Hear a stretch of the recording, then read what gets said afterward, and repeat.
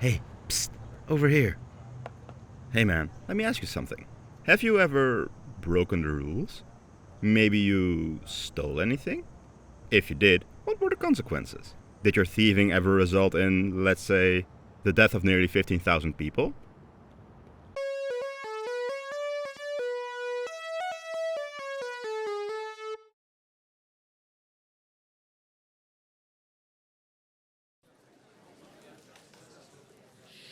Before we start our journey today, I would like to do some housekeeping regarding names. Seeing the region this video will take place in, I will mostly be sticking to francophone place names. However, it's more tricky when it comes to given names. Using francophone names, this video would contain 6 Jeans, 3 Henris, and 3 Rigaud's. So for clarity, I will be using a lot of full names and epithets. I will also be using Dutch names for people from the modern-day Netherlands, Anglicized names for any other nobles, and francophone names for the rest. Now, I suggest to maybe grab a snack, get comfy, and enjoy the show. Our tale takes place in a country that often goes unmentioned in European history. Belgium. Like, what did they have going on there? World War I, rich medieval cities, and maybe some Celts that Caesar beat up. Maybe you've heard of the Battle of the Golden Spurs. Or if you're Dutch, about the Spanish Fury. But even then, in most of these we're talking about Flanders. Today, however, we'll put our eyes on one of the most often forgotten regions of one of Europe's most forgotten countries, Wallonia. So, let's set our scene. Europe, 13th century. It's a time of upheaval and big changes. In Western Europe, the Atlantic coast and the Baltic Sea were awash in mercantile activity. The Angevin Empire collapsed. The Reconquista ramped up. There was a growth in urban population and urban wealth, especially in Italy and Flanders. And Italy was engulfed by the Guelph and Ghibelline conflicts. While in Eastern Europe the Fourth Crusade did an oopsie, and the Mongols invaded, which would result in a Black Death in the coming century. And all throughout Europe, kings and their parliaments struggled to see who would be the ultimate power in their realms. But that's like whatever, today we're focusing on more important events. In Wallonia, trouble was brewing. See, the county of Namur and the bishopric of Liège were causing issues for Western Europe's big dogs, the Kingdom of France and the Holy Roman Empire. While the two territories were vassals to the HRE, they were near the French border. These rulers also had their own smaller vassals. For example, the Lord of Gaunt under the county of Namur, in the pyramid scheme known as feudalism, which I'm oversimplifying right now. Unlike this map, the borders were actually kind of fuzzy due to the personal nature of feudal allegiance. And to add an extra layer of confusion, the future Marquis of Namur was simultaneously a vassal to France as the future Count of Flanders. During the 11th century, the county of Namur had been a victim of their stronger neighbors' growing territorial ambitions, and lost border territories to the likes of Brabant, Hainaut and Liège. Caught in the middle was the sparsely populated region between the Meuse and the Ardennes, the Condro. Though not very densely populated, the fertile loam soil around the Meuse River made it excellent for agriculture. As fertile farmland right next to the borders between Namur and Liège, it drew the eyes of many ambitious rulers. The borders somewhat stabilized when Godfrey of Namur married Ermensin of Luxembourg in the 12th century. But stuff got confusing with succession, because feudalism. Namur went to the Counts of Hainaut at the end of the century, who would then lose it to the Count of Luxembourg halfway through the 13th century. Almost 10 years later, he would lose it to the second son of the Countess of Flanders, which is where our story truly begins. A few years after becoming Marquis of Namur, this latest contestant in the roulette wheel of feudal Namur would host a tourney in Andenne. At this tourney, something occurred that normally would have been mundane, but this time it would have large consequences.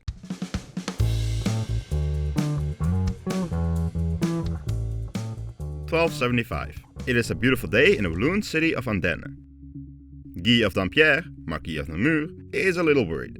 He has been Marquis for only a few years and has seen tensions mounting in the region.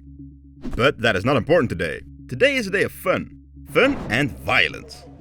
Guy is hosting an impressive tourney today, which was enjoyed by all in attendance. In attendance were likely any local feudal lord whose name meant anything in the region. Of course, the man of the hour was Guy himself. He was the governor of Flanders for his mother and had seized Namur after his younger half-brother had stolen his inheritance of Hainaut. The man from whom Guy had seized Namur was likely sitting close by. After all, he became Guy's father-in-law after losing Namur, Henry the Blonde of Luxembourg, a man who ruled one of the stronger, more unified territories in the western part of the fragmenting HRE. He was a hothead who had a terrible habit of going to war with everyone.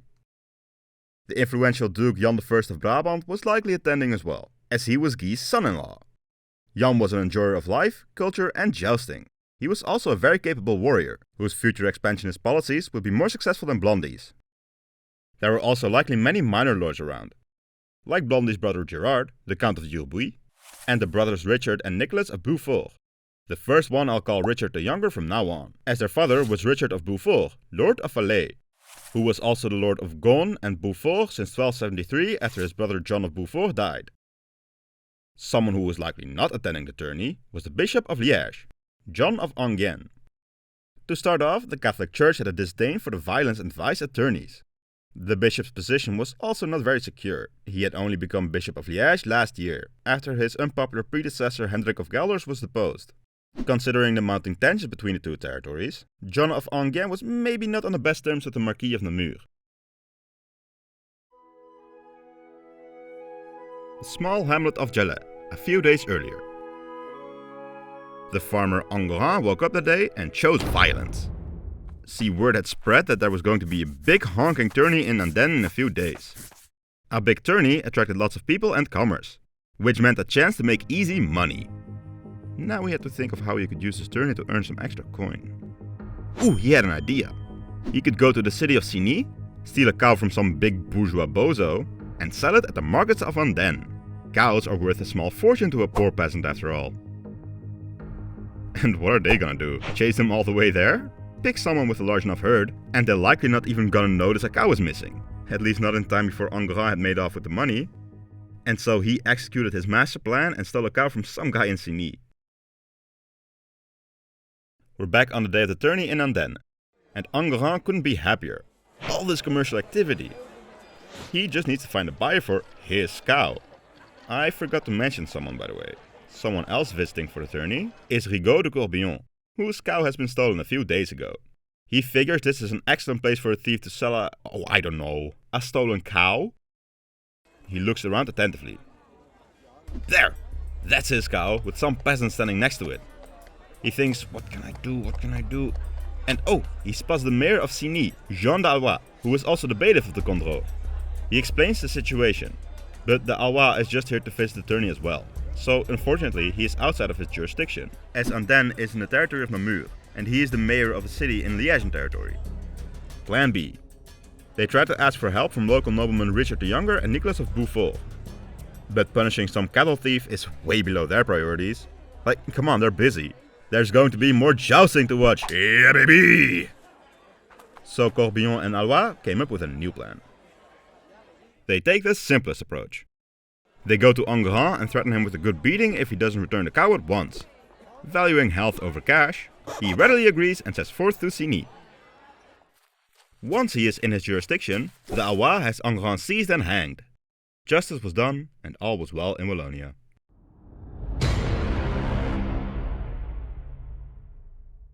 One more thing I forgot to mention, Jalais, Enguerrand's village, was in the territory of the Lord of Gaunt. His sons Richard the Younger and Nicholas of Beaufort got word that some mayor in neighboring territory killed one of their peasants. This could not go unanswered. They gather some guys and start a punitive expedition towards Ciney. This is where the gloves start to come off. The bishop has seen tensions rising for a while, and now these two noble hotheads just attacked his territory. So the bishop sends his men to retaliate. In April of 1275, Liègean forces, led by their marshal Robert de Forvy, razed the town of Gaunt, destroyed the Beaufort's manor, and besieged Valais. And so slip the cows of war. Perhaps the bishop simply wished to get some payback, but perhaps he also wanted to strengthen his rule, make it clear to the unruly peasants that he's not one to mess with. If so, he miscalculated. A real Falklands War moment if I say so myself. You see, Guy can't let this go unanswered. After his vassal Richard of Beaufort appealed to him for help, Guy sounded the call to arms to punish Liège. Being real warrior lords, Jan of Brabant and Henry the Blonde were eager to take up arms. Jan and Gerard of Durbuy assisted Guy in invading the SB. In the meantime, Blondie threw himself with glee on the Condro region, burning and plundering as he went, until he came up to the city of Ciney in early 1276, where an outnumbered militia force opposed him, led by the one who helped to start this all, Jean de Allois, the mayor of Ciney. Though they gave fierce resistance, the outnumbered militia lost. But for their 500 dead, Henry had lost 1,300. To which he is believed to have complained, 3 gentlemen for each villain. The next day the bishop's army arrived. When Robert de Forvy saw the size of the Luxembourg army besieging the now poorly defended city, he fled to Dinant to look for reinforcements. Henry was then free to seize and sack the city on the 18th of April 1276. The day after Ciney fell, the forces of Jan of Brabant burned down the town of Metz. Although in a slight setback for the invading party, Lord Richard of Beaufort was slain in battle during this year as well. The war seemed to go in favor of Guy and his lads. But at the Battle of the Var des Steppes in 1277, Guy was defeated by Liègian forces. The war would end the next year, when John of Enghien desired peace and pleaded to the King of France, Philip the Bold, to arbitrate, to which Guy eventually agreed. In 1278 in Andenne, the parties came together for peace talks, and the status quo antebellum was restored. Although this war knew no large famous battles, up to 60 settlements were razed, and reportedly 15,000 people died. At least, that is how the story usually goes.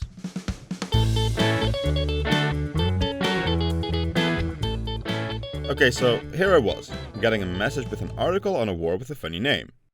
And I thought, I should turn this into a video.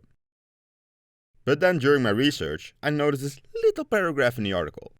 Allow me to translate it. According to some scholars, among whom Edouard Poncelet, the tale of the stolen cow does not rest on facts. The story seems to be mainly based on a fragment of text by the imaginative Liègian chronicler Jean de Outremeuse. Who thought the original report on the border dispute between Namur and Liège was not interesting enough, and thus made a juicy story around it. Oh no! So who is this Jean de Outremeuse? He was a 14th century chronicler who is, together with Jean de Auxem, our main source for the War of the Cow.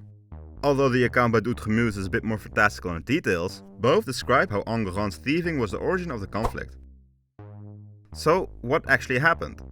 Well, this next retelling is largely based on a late 19th century article by Poncelet.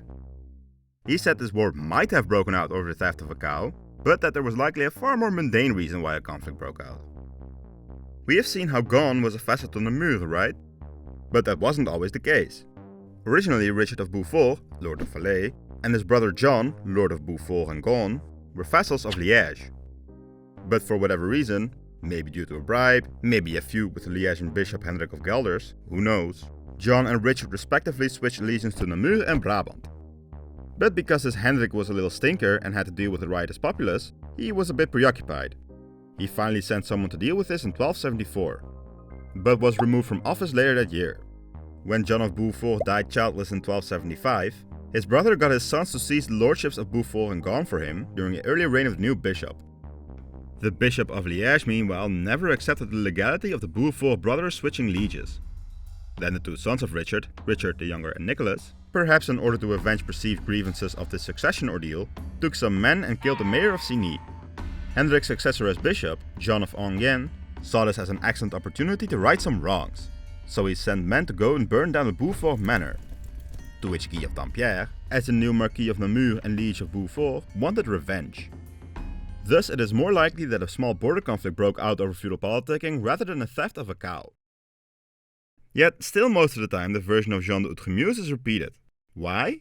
Well, because it's far more interesting, and less reliant on understanding very local feudal politics. But as pointed out by Poncelet, most of the big events, like the cow stealing or the killing in action of Richard of Beaufort in 1276, were complete fabrications by the chronicler. Like, Richard was still ruling Valais in 1278. It even seems likely that the bishop did not even want a war with Namur. Actually, when it became apparent that Guy was going to get involved, John of Enghien got cold feet and wanted to find a neutral party for arbitration. But Guy first wanted to avenge what he saw as an illegal attack on his vassal, and thus they fought. Actually, after this bout of fighting, the dispute went on until 1297, when it was decided that Gaunt and Beaufort belonged to Namur. No decision on Valais though. So the war was for a boring reason, but still devastating. Just not 15,000 casualties devastating. That was definitely an exaggeration. But how did the cow theft fit into all of this? Poncelet has a suggestion for that as well. Apparently during the conflict, the Liègian troops seized cattle from the village of Gelais. Perhaps through word of mouth, a tale spread amongst the peasants about this event. A tale that is more relatable and interesting to the general peasantry. Through a game of telephone it bends the facts, and this minor occurrence morphs into the root cause of the war. I am also, by the way, personally convinced that the Battle of the Waag Steppes is just a mistaken recount of the Battle of Steppes near Montenaken 60 years earlier, in another war between Liège and Brabant. Like, I couldn't really find anything on this battle during the War of the Cow, so this is just my little pet theory. So, what have we learned today? Well, for one, we've all gotten a little taste of how complicated and domino-like feudal politics can be. But on a more deeper level, we have learned not to take historical tall tales at face value. And you have to sometimes look deeper into events to uncover all sides of a story. And just because something sounds interesting or cool, it isn't necessarily true. We have seen how one chronicler's fabrication and embellishment of history completely changed the way everybody remembers this little border dispute. Like, do 15,000 casualties during a medieval war over a rural area not ring any alarm bells? But just to be safe, maybe don't steal a cow. Otherwise, Wallonia will once more feel the wrath of Luxembourg, as Grand Duke Henry II will descend upon the Condro with fire and furious vengeance. All of Europe will tremble as Luxembourg unleashes her true power! So, let me know in the comments if you've ever committed a funny crime, and I swear I won't tell the feds. Anyway, if you don't want your cow to be stolen, you should leave a like, comment and click that subscribe button. If you want to be notified when the next video is uploaded, then don't forget to click the bell icon. This is a threat, by the way. Don't make me steal your cow. Have a good one, and see you all next time.